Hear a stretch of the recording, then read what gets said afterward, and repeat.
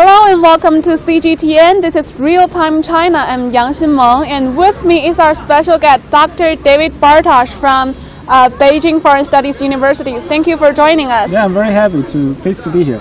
Thank you. Yeah, it's our pleasure to have you.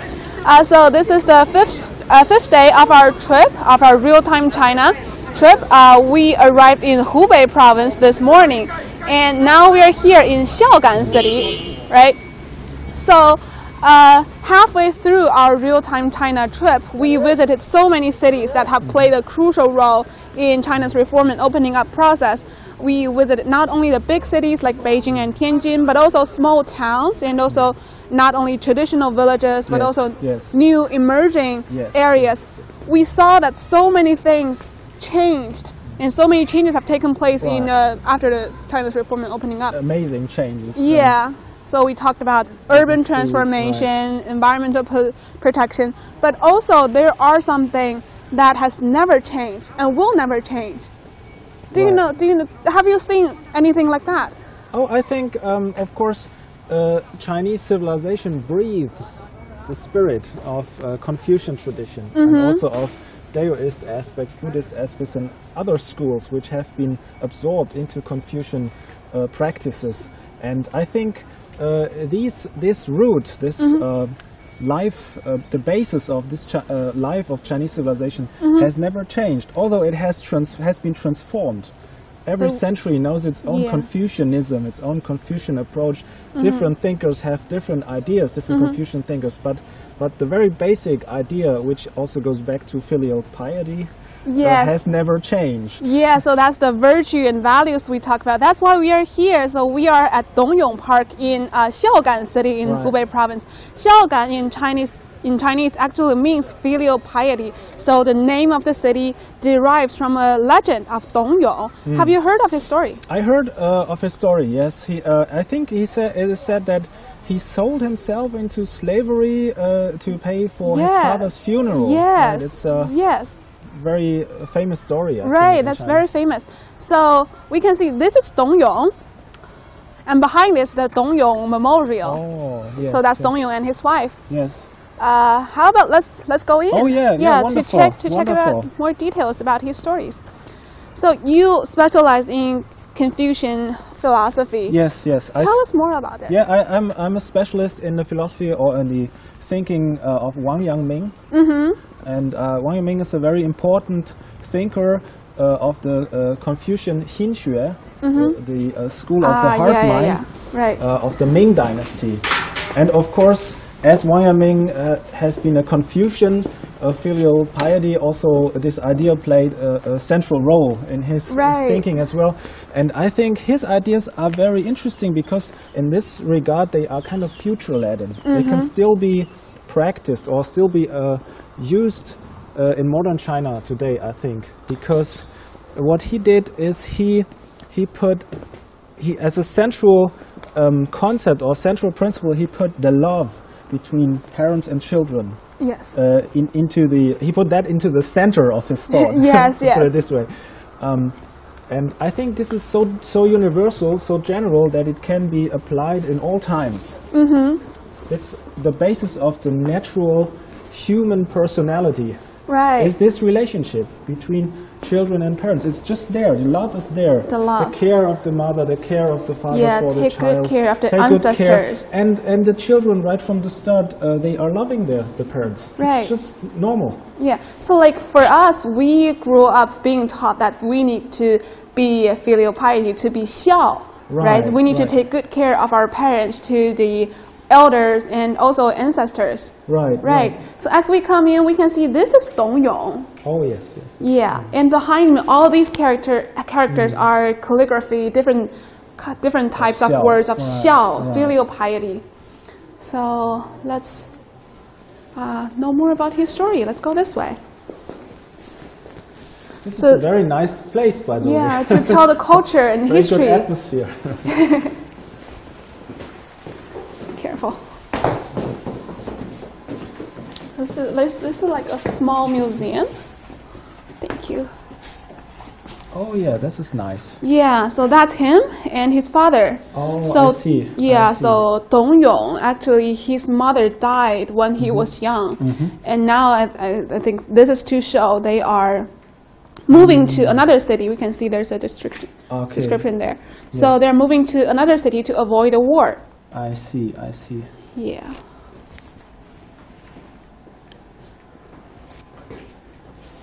I mean, the story is very, very important because on one side it shows, it relates to that very central aspect of human existence. On the other hand, it also points the finger at that problem of economic injustice. Yeah. Right? How can it be that somebody is so poor that he Right. can't even pay the funeral, has to sell himself into slavery? Yeah, exactly. This is what So this... it's a very, very important story, I think. Yeah, what this thing is showing, that I think his father died during the trip when they're moving to another city, and then they're so I poor they see. can't pay for it. I So see.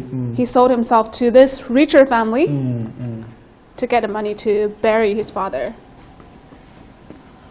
I mean, so the story contains the two maybe most important aspects of human life. So the love between parents and children and economic justice in society. right.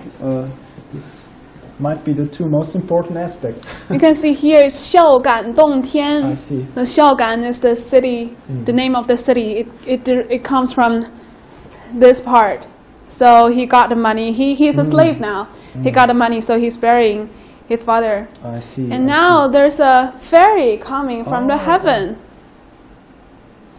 So his story actually was widely spread to the heaven. And then the God of the I heaven see. knew his story I see. and I sent see. his daughter here to help him. Oh, So there's another part of the very, story. very Let's, interesting. yeah.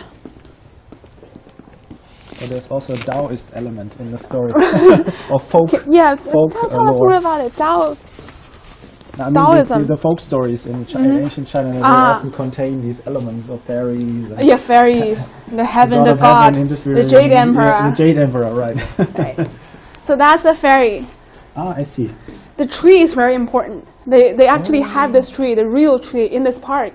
So maybe if we have time, we can go check it out okay, later. Wonderful, wonderful. Yeah. So Can you during tell me what the tree is symbolizing? Do you the know tree about is a Huaiyin tree.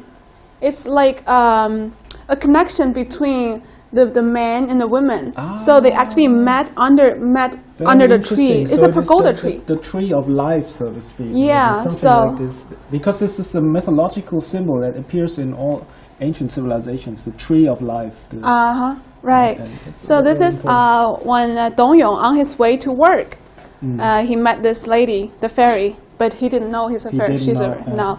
So she told him that she was homeless and she wanted to marry him. Oh. So they got married under the tree. So he got rewarded. And then the fairy, story. she made a lot of cloths, actually 300 balls of cloths Oh, I see, I see. to sell it to get money Yes. to bought back the freedom of Dong Yong. Because, you know, he's a slave and I see. yeah. So this story is quite beautiful. So, A fairy tale. So justice is, it's also about justice then. Justice. So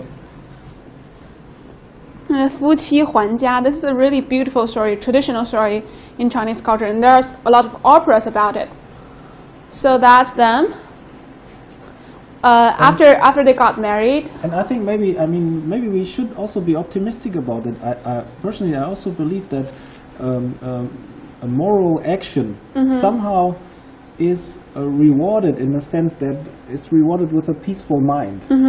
Right? If you act in a moral way, you are at peace with yourself, and then maybe your life also gets better. You feel better, your psyche. Right. And if you care for your parents, or if you nurture the love for your parents and your people, I think this is also very good for leading your personal life and to go through the individual struggles in the professional life and so forth. Exactly. You will be balanced then, and Right. you will be rooted and balanced, and your life you will be at ease with your existence. I think this is very important. Yeah, absolutely. So this is actually the end of the story. They were living together happily. And one day, when they pass again under the pagoda tree, the lady told him about she's a fairy. She's actually the seventh daughter of the Jade Emperor. So the emperor sent him to repay his debt. And after saying that, she flew away back to the heaven. Wow, that's good. Yeah, that's a legend. So what role do you think filial piety still plays in modern society, and also back in from? Yeah. I think there's a lot of aspects, and as I'm not a Chinese person, so I look at it from let's say global perspective, and I think this idea of filial piety, of course, it has been developed in China to the highest extent. So it's the most developed way of looking at this, but you will also find that in other civilizations. You will find that in Europe, in other spiritual traditions. I talked about this with a friend from Indonesia, for example. He told me they are also like Chinese people. They're caring for the parents. They have this obligation to do that, and I think this is also kind of a connecting element, actually, because it leads us back to this natural reality of human existence, to the, let's say, to the natural personality, the natural person, right? It is not about believing something or about an abstract worldview. It is just something that everybody can relate to. Everybody is, under normal conditions, everybody is brought up in a family, besides maybe some that parents die. Of course, there can be some terrible things that there are no parents, and orphans, of course, have to struggle with that problem. But under normal conditions, there's a family, parents, and this relationship is basic. It's a basic relationship, and you find that in Africa, you find that in Europe, so not only everywhere. in Chinese, everywhere in the world. It's there, but Confucius and also the later Confucian tradition, they have reflected upon it. The other traditions did not reflect so much upon it, or it was just an aspect, one of other aspects. But in China, it became central. And I think this is a very good element for connecting the civilizations, because they all share this element, and you can be, you can follow these Confucian ideas, although maybe you are part of another civilization, maybe with another worldview, but you can still, everybody can relate to that. It's not a belief system. It is something very in natural. every aspect of our life. Exactly. So let's turn to that. Let's check the tree out. Oh yeah, wonderful. 为什么您知道那个树在哪里啊？槐树了，对从这个岛屿过去，那边就是了，看见没有？还有一个牌子，上面有个牌。行，我们去看一下，是吧？这边结束啊，谢谢。谢谢您。 So we are done with the museum. Let's go check out the tree, the pagoda tree, the famous tree. Wonderful. Yeah, for those of you who just tuned in, this is Real-Time China. We are going live right here in Dong Yong Park in Xiaogan City. A wonderful park. So this is a special program of CGTN to mark the 40th anniversary of China's reform and opening up. We'd like to show you a panoramic view of China. So we are on a 10-day tour to travel around the cities that have played a crucial role in China's reform and opening up. This is the 5th day of our trip. Oh, that's the tree. This one. Wonderful. Now it's winter time. No leaves. Yeah, it should be pretty in summer when they met. It will be, I'm sure. 国槐. It's also pretty in winter. I mean, it's the changes, right? The seasons. So it's national pagoda tree, it says here. Oh. 月老. Wow. Okay, so I have to say, by the way, I really like this park. It has a very good atmosphere. I think it's so the whole trip is, for me, it's a very good opportunity. So most of the cities I've never been to before. Even for Chinese people, it's an exploration. And even for Beijing and Tianjin, where I grew up and I lived in, sometimes you live in that city, but you forget how beautiful it is. So this is really, for me, a great opportunity. Yeah. So I think with that, seeing the tree, this is pretty much it for the Dong Yong Park. And where's our next stop? Remember the tree of life, because The this is tree the of symbol life. of the generations. Humanity is like a tree, right? Yeah. And we are all together. We are one humanity, and I think this love between parents and children is the starting point. I think Wang Yangming is right. He said, if we learn or if we cultivate that love, then we can also extend that love to others, and we see the children as children of others, and older people as parents of others. So we also relate to them, and we can extend that love from the family to universal, to society. Yes, it becomes to a universal wider love for humanity, and I think this is a good starting point. This Chinese approach to it. Well, yeah. So that's so much for here. We'll continue our trip to Wuhan City in the evening, and we'll have more live streamings, more live shows along the road and in Wuhan. So stay tuned with us. This is Real Time China. Follow CGTN. It will be great in Wuhan, I think. Yeah, it will be, and there are so many good food there. I can't wait to get there. So follow CGTN on all the social media platforms, including Facebook, Twitter, YouTube, Weibo. Check us out on the road. We'll see you later in this evening. Bye-bye.